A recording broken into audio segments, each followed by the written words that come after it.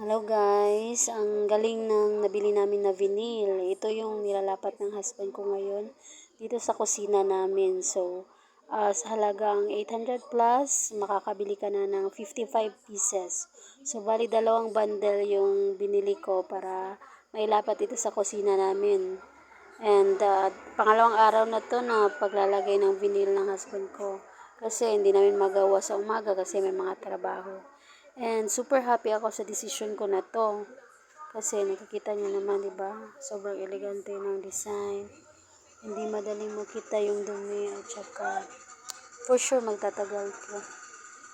And mamaya ipapakita ko sa inyo kung ano yung resulta pagkatapos ng ilapat lahat ng vinyl na ito.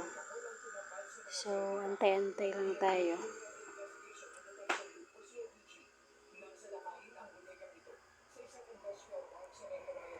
Ayun, yan na yung resulta ng vinyl na nilagay namin sa kusina.